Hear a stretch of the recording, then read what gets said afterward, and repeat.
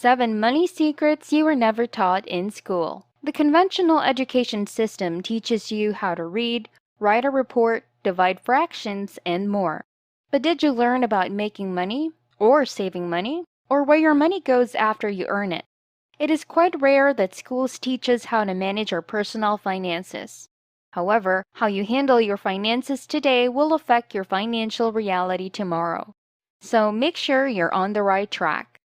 Hi, and welcome back to another video of Finance Sense, where we cover all the latest trends in the financial markets and the economy. In this video, we'll talk about the 7 money secrets never taught in school and how you can apply them efficiently. But before we delve into this, make sure to leave a like, subscribe if you're new to our channel, and turn on the notification bell to keep posted. With that being said, let's start. Number 1. Generate money using your laptop. Nowadays, you can turn your laptop into a money-making machine and generate a full-time income. All you need is a good laptop and a reliable internet connection, even if you only want to increase your financial stakes by adding an additional source of income. No matter your educational background, there are plenty of opportunities on the internet. There are no limits to what you can accomplish. If you're good at something, individuals will look for you and pay for your skills. In addition, you can earn a steady income through graphic design, web development, drop shipping, being a social media influencer, virtual assistant, or a freelance writer. Working from home on a laptop lets you keep your independence while generating income and enables you to work anywhere you like and whenever you want. Number 2. Track your money. Even though it's the most crucial money management skill, schools seldom teach you how to track your money. While most individuals can find a good job and make a living, it's shocking how many have no idea where their money goes. In other words, they are unable to allocate their money properly. As a result, they often waste it. You need to have a comprehensive understanding of your monthly cash inflows and outflows if your objective is financial stability. This tracking method is crucial since it promotes budgeting, another essential financial habit. To begin with, a budget is a monthly spending plan that serves as a guide using a specific amount of cash. You can check that everything balances by comparing your monthly income to your projected monthly spending using a budget. Making an effective budget increases your chances of financial success. Therefore, you must do it correctly. How exactly do you accomplish this? Firstly, put your monthly income on paper. Then list down your regular expenses. Start with fixed monthly costs like rent, utilities, and tuition, then go on to variable monthly costs like entertainment, phone, and grocery expenses. Next, set aside the money you want to use in each area.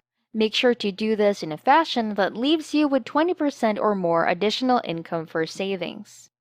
By keeping track of your finances, you can uncover minor issues that might impede your financial goals. Tracking also enables you to make necessary changes, especially if you discover that you are spending money on things that are not needed. The bottom line is that evaluating your spending patterns is a crucial component of building wealth. Number 3. Invest in income-producing assets. The next financial skill you are not taught in school is how to invest in assets that generate income. Having many sources of income is the only way to increase your wealth. However, most people are unable to juggle multiple businesses and jobs. In expanding cash inflows or cash generation, most people invest in assets that generate income. These include investments that produce passive income. Because of their ability to generate income over an extended period, these assets are favored by investors. Additionally, since these streams are passive, a small fraction of your time and effort will be needed to maintain them. Real estate is a prime example of an asset that generates revenue. Let's assume that you spend $100,000 to buy a real estate property and decide to rent it out for $1,000 a month. Before you reap the rewards of your investment for years to come, it will take roughly 8 years to recoup your initial investment. Other cash-generating assets include stocks, high-yield savings accounts, money market funds, government bonds, and certificates of deposit. These options provide remarkable guaranteed interest rates, making them worthwhile investments. Number 4. Identify an undervalued stock. The only indicator of your potential net worth is the sophistication of your investment strategies, and value investing is one strategy that major investors adhere to. It describes a method for profiting from stocks whose market prices are lower than their intrinsic values. Simply put, value investing profits from undervalued stocks. Buying undervalued stocks becomes advantageous when the market realizes a stock's actual value. A higher price at which shares are sold allow investors to gain a large profit. But it requires skill and market experience to identify an undervalued stock. In addition, it's possible to find cheap stocks that soon see a sharper price decline.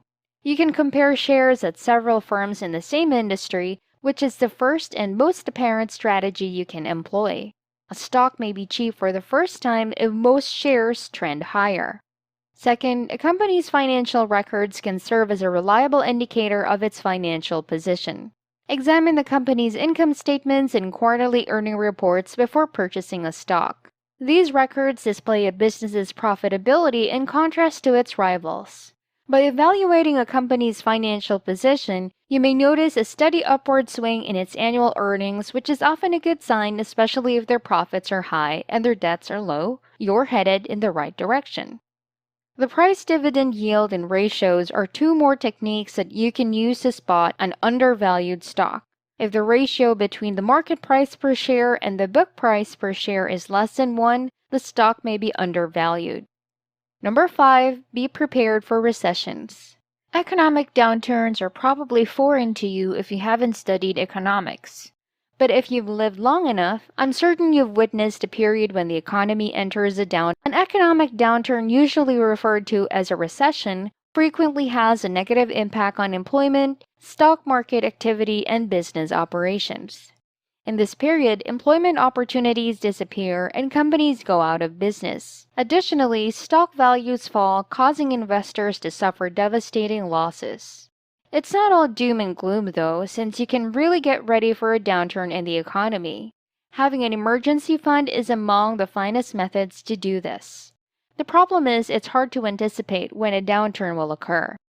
Consider how none of us anticipated the COVID-19 pandemic. Without realizing that the pandemic would ruin the economy, everyone moved ahead and made ambitious plans for the year. Even though it came close, the outbreak didn't trigger a recession. Moreover, the problem is that these crises rarely ring a bell first. To protect yourself in case you lose your job due to a recession, it is advisable that you set aside money to help you cope and have the means to pay your rent and buy food. Also, start paying off your debts, especially those with high interest rates. When no one is extending their hand and insisting that you pay them back, navigating through a difficult economic period will be much simpler. Finally, seize an excellent investment opportunity, whether it involves developing your skill set to increase your marketability or investing in equities. Number 6, negotiate a higher salary. Negotiating a higher wage is not a skill that can be learned inside a classroom. It has a significant impact on how quickly you exceed income limitations. Most people enter the corporate world with little experience in bargaining and as a result, generally come out on the short end of the stick. Negotiation is a crucial ability whether you're aiming for a promotion or making headway into your first position. But how do you do it?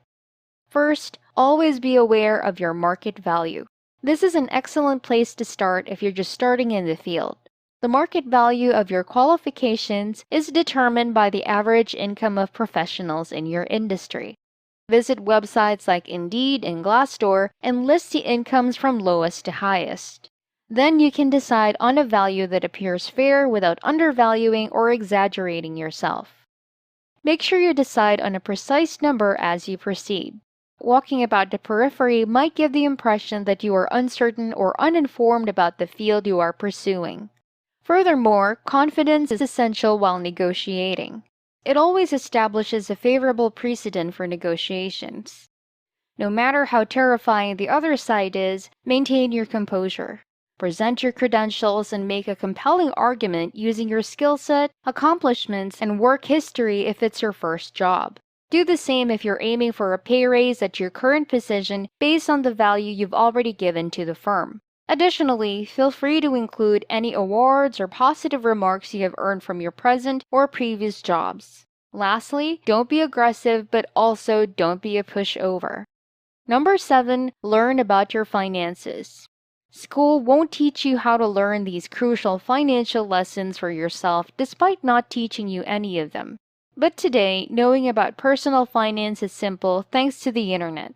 Blogs, investments, books, webinars, learning platforms, and YouTube University are some of the finest places to learn about finances. Therefore, visit websites like Udemy and enroll in a stock market course rather than waste hours watching movies on Netflix. This is a productive use of your money and time that also has the potential to ensure future financial gains. Hi, thanks for making it to the end of this video. I hope you learned something valuable, and if you enjoyed it, please hit like and subscribe. Also, make sure to leave your thoughts in the comment section down below. This is Finance Sense, helping you keep up with all the latest trends in the financial markets and the economy. Stay safe and see you in the next video.